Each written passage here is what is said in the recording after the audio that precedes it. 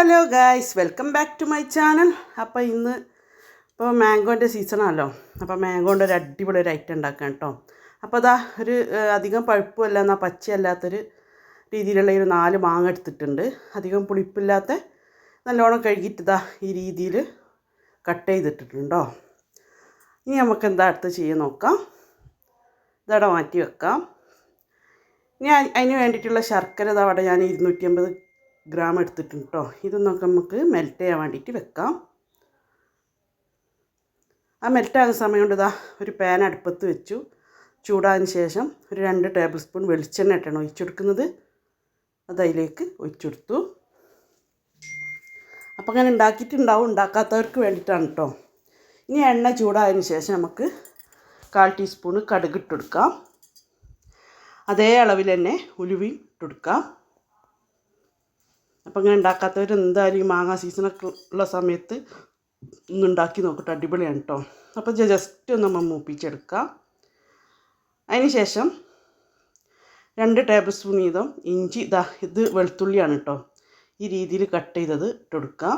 അതേമാതിരി തന്നെ 2 table spoon ഇഞ്ചിയും ഇട്ടെടുക്കുന്നുണ്ട്. ഇത് നല്ലോണം നമുക്കിത് ലോ ഫ്ലെയിമിലിട്ടിട്ടൊന്ന് മൂപ്പിച്ചെടുക്കാം. ഫ്ലെയിം കൂട്ടിൻ്റെ പെട്ടെന്ന് കരിഞ്ഞു കേട്ടോ. അപ്പോൾ ഞാൻ ശർക്കര അപ്പത്ത് മെൽറ്റാൻ വേണ്ടി വെച്ചിട്ടുണ്ട് കേട്ടോ. ഇനി അതിലേക്ക് 2 തണ്ട് കറിവേപ്പില ഇട്ട് കൊടുക്കുന്നുണ്ട്. എന്നിട്ട് വീണ്ടും നമുക്കിത് ഇളക്കി കൊടുക്കാം. ഇനി അതിലേക്ക് പാകത്തിനുള്ള ഉപ്പിട്ട് കൊടുക്കുക. ഉപ്പൊക്കെ നിങ്ങൾ ഇതിലിട്ട് കൊടുക്കുക കേട്ടോ. ഇനി ഞാൻ ഒരു കഷ്ണം കായ ഇട്ട് കൊടുക്കുന്നുണ്ട്. കായ നിങ്ങൾക്ക് പൊടിയിട്ട് കൊടുക്കുക, ഇങ്ങനെ ഇട്ട് കൊടുക്കുക കേട്ടോ. നമ്മൾ കഷ്ണം മറ്റേ മുറിച്ച് വാങ്ങുന്നതുണ്ടല്ലോ, അതാണ് ഇട്ട് കൊടുത്തത്. ഇനി അതിലേക്ക് മാങ്ങ ഇട്ടെടുത്തു. ഇനി നല്ലോണം നമുക്ക് മിക്സ് ചെയ്തെടുക്കാം. നല്ലോണം മിക്സ് ചെയ്തെടുക്കാം. ഉള്ളികളൊക്കെ ഒന്ന് മാങ്ങയിൽ മിക്സ് ആകുന്നവരെ നമുക്കൊന്ന് ഇളക്കി കൊടുക്കാം.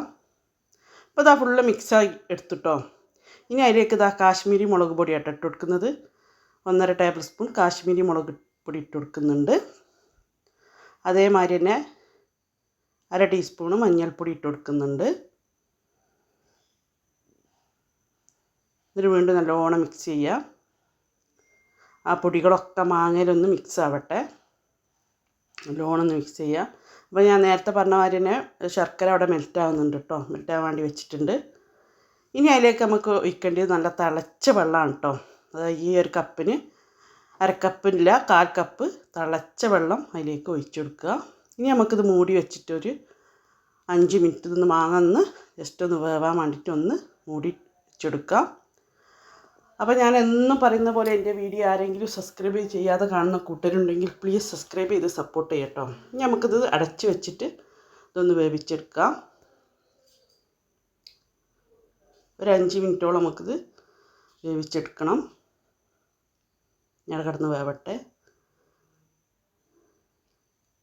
അപ്പോൾ 5 മിനിറ്റ് കഴിഞ്ഞിട്ടോ ഒരു പകുതി കുക്കായിട്ടുണ്ട്.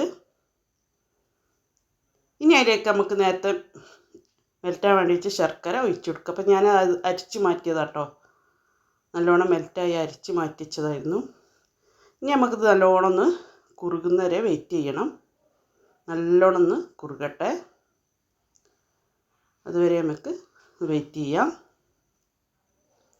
അപ്പോൾ നല്ലോണം അത്യാവശ്യം നല്ലോണം കുറുകിയിട്ടുണ്ട് കേട്ടോ. ഒരു 10 മിനിറ്റോളം ഞാൻ കുറുക്കിയെടുത്തിട്ടുണ്ട്. ഇനി നമുക്ക് ലാസ്റ്റ് ഇതിലേക്ക് ആഡ് ചെയ്യേണ്ടത് ചില്ലി ഫ്ലേക്സ് ആണ് കേട്ടോ. അപ്പോൾ ഒരു ടേബിൾ സ്പൂണിൻ്റെ അടുത്ത് ചില്ലി ഫ്ലേക്സ് ഉണ്ട്, അതും അതിലേക്ക് ഇട്ട് കൊടുത്തിട്ട് വീണ്ടും ഒന്നുകൂടി ജസ്റ്റ് ഒന്ന് കുറുക്കിയെടുത്തിട്ട് നമുക്ക് ഇറക്കി വെക്കാം. അപ്പോൾ അടിപൊളി ടേസ്റ്റാണ് കേട്ടോ. ഇത് നമ്മൾ കുപ്പിയിൽ ചൂടാറിയതിന് ശേഷം എന്തെങ്കിലും നല്ലൊരു കുപ്പിയിൽ നല്ല തുടച്ച് നനവില്ലാത്തൊരു കുപ്പിയിലാക്കി വെച്ചാൽ നമുക്ക് ഒരാഴ്ചത്തോളം നമുക്കിത് കൂട്ടാം. അപ്പോൾ എല്ലാവരും ഒന്ന് ട്രൈ ചെയ്ത് വെക്കുക. അപ്പോൾ എൻ്റെ വീഡിയോ ഇഷ്ടപ്പെട്ടാൽ ലൈക്ക് ചെയ്യുക, ഷെയർ ചെയ്യുക, കമൻറ്റ് ചെയ്യുക. അപ്പോൾ അടുത്ത നല്ല വീഡിയോ വരുന്നതായിരിക്കും. ബൈ.